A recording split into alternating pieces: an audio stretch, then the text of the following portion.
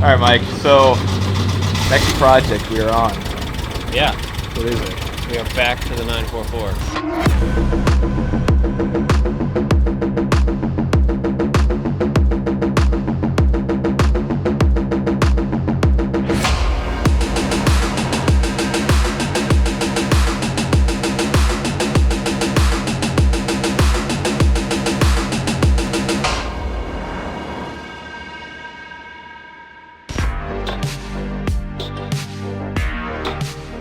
Hey guys, I'm Mike.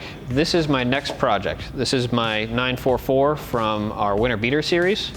I bought this car for a little over 500 bucks and it needed a ton of work. I've kept it running through the first Winter Beater series and then the following winter until the clutch finally went out. It broke the pressure plate when the throw bearing went, whole big mess. So it's been sitting ever since. Kind of my secret goal by buying a 944 in the first place was to build a somewhat competitive stage rally car. So we're finally going to start digging into that, get the car prepped and ready, and fix the whole clutch debacle with a new engine. This is an 07K, which is a Volkswagen 2.5 liter 5-cylinder.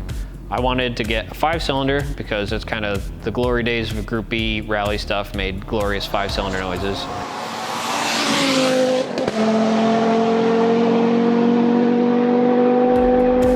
It's also a modern example of that. There's some of the older Audi 5-cylinders that are really good, but it's unlikely I'm going to find any spare parts for it if I'm actually trying to race the car.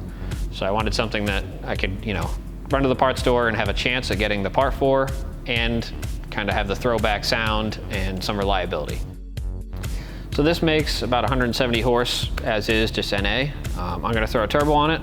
It's not because I need to, it makes plenty of power as is, just because I like building stuff.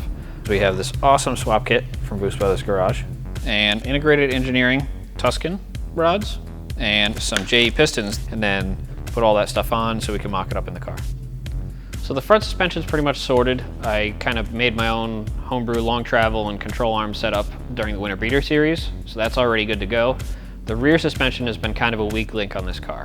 These are a torsion bar rear setup and a separate shock. Right now I don't have any droop and I can't put a longer shock in without moving the upper mount. So we're gonna go ditch the torsion bars and go to a more traditional coilover setup with cutting out some of the rear floor here and making new mounts to get everything to cycle correctly. It's a transaxle car, so the transmission's in the back. There's a big torque tube down the center. It's a open differential, and when I got it, the third and fourth gear synchros were broken. So during the Winter Beater series, I blew it apart, changed the synchros, and welded the diff. I'm gonna try to just run with that as is. This isn't as strong as the turbo transmission, so we'll see how it does with more power, but for now, I'm just gonna try to run it. The most important part of building a stage rally car is it has to be logbooked and scrutineered to be safe. So it has to have a very thorough cage. It has to have the FIA bar, a bunch of various gussets. That'll be a ton of work, and I'm kind of excited because cage work's fun for me. So before we can even start doing the cage, I need to get my seating position figured out with a nice fixed back FIA certified seat.